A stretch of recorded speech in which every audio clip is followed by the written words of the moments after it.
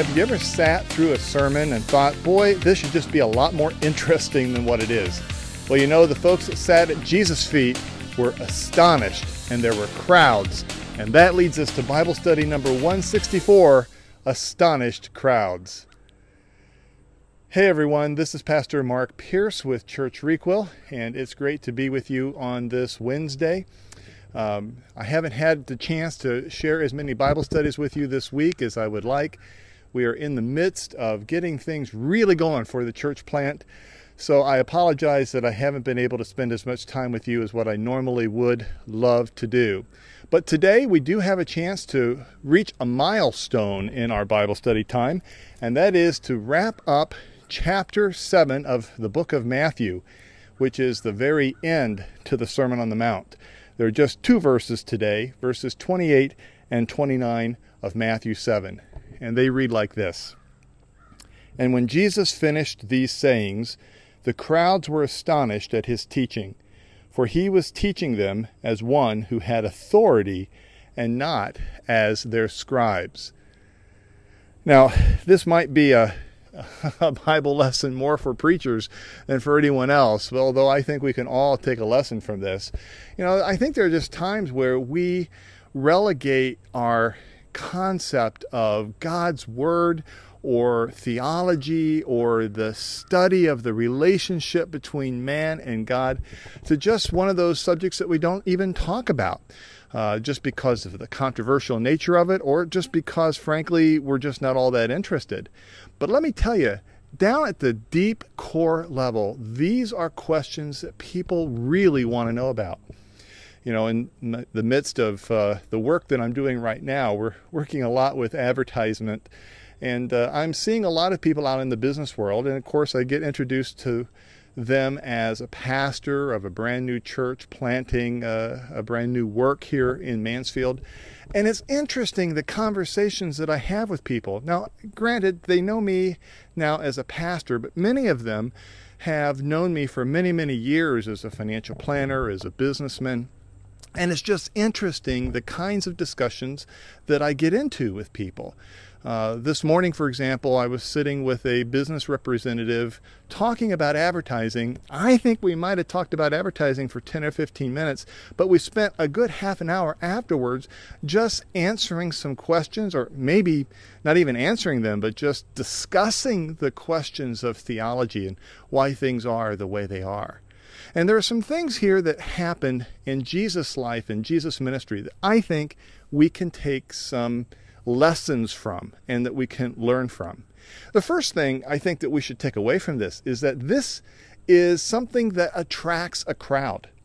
If we look at the Sermon on the Mount as one sermon, something that kind of covers chapters 5, 6, and 7, which remember is a big premise when it comes to this study of Matthew. You could look at this as Matthew editorializing and putting in a lot of different sayings of Jesus and stringing it together as one sermon. But as you know from listening to me over the course of the last few months, I have really owned up to this idea that I really think that there's a sermon here. There's an opening, there's a body, there's a closing, because it's just so strong when you put it together. And this might have been representative of the kinds of sermons that Jesus taught. And you know, the writer of the Gospel of Matthew used it here. But there's some interesting things that we can take from this. For example, if you go back to the beginning of Matthew chapter 5, where the Beatitudes are, where the Sermon on the Mount begins, what we find is, at the beginning of chapter 5, we see, seeing the crowds, he went up on a mountain, and when he sat down, his disciples came to him. So we almost get this idea at the very beginning that Jesus leaves the crowds behind, goes away from the crowds, draws his disciples to him, and begins to teach them. But it doesn't take too much imagination to see how, you know, the crowds kind of follow the teacher, because by the time we get down to the end of chapter 7, the verses that we just read earlier, what do we find? When Jesus finished these sayings, the crowds were astonished at his teaching. So by the time we get down to the end, we don't have just a few disciples sitting around on a mountainside. What we have are the crowds who have come to hear Jesus. And I think that really leads us to our first conclusion, and that is that crowds will come to hear the genuine message of Jesus.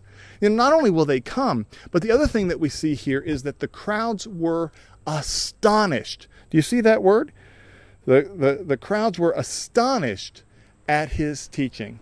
And fortunately, we don't have to wonder why they were astonished. The writer of Matthew tells us that they were astonished because he was teaching them as one who had authority, not as their scribes. Now, we're not sitting in the first century mountainside watching Jesus, and nor do we have the ability to do a real good comparative of what the scribes were teaching, but I think we can kind of get the idea. We know that the scribes, for the most part, were more like lawyers today. They were people who deeply studied the law. And if you think in terms of people who are mostly academics, what happens is that there's this kind of debate that develops, right? Well, this person says this, but this person says that, and somewhere in the middle, maybe we can come up with yet another theory.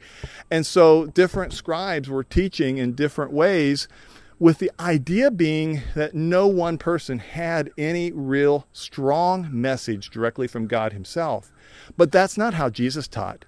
Jesus taught as someone who had authority.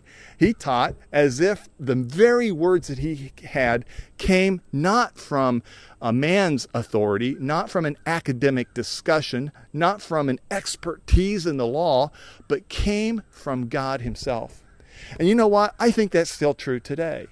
Now, don't get me wrong. I don't think any of us are Jesus, and I don't want to give anyone the wrong impression of any one of us preachers. But you know what we do have the privilege of doing? We do have the privilege of preaching and teaching Jesus' words. And I think that the very biggest, I don't know if I'd call it a sin, but certainly one of the most wrong things that we can do as a teacher of God's Word is to teach it in a boring and an uninteresting way. And it isn't like we have to kind of soup it up and make it interesting by being just really clever in how we put things together. I think the most important thing is that we get back to what Jesus himself was teaching. You know, as you went through the chapters 5, 6, and 7, as we studied the Sermon on the Mount, even for us today, there's a lot of mystery there. There's a lot of, we don't fully have all the questions answered. And certainly one of the things that we get from Jesus is that he didn't always give out the easy answers. Sometimes he left a little bit there to be wondering about. He gave very challenging talks. This wasn't an easy thing to do or to live out. He didn't dumb it down. He didn't try to make it easy. And yet, he communicated so beautifully with people. You know, isn't that the challenge that we have today? To take the authentic words of God from his word.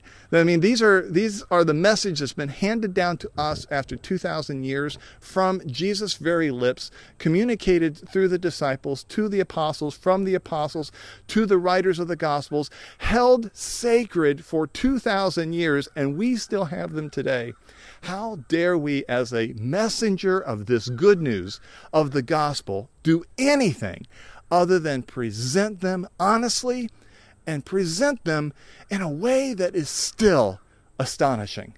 You know, that's the challenge that I wake up with every single day. And I hope that it's the challenge that you wake up to as well. That you won't ever become bored with this, but that you will continuously marvel at the mystery, that you'll continuously marvel at the challenge, and that you too will be astonished enough that you will share it with someone else.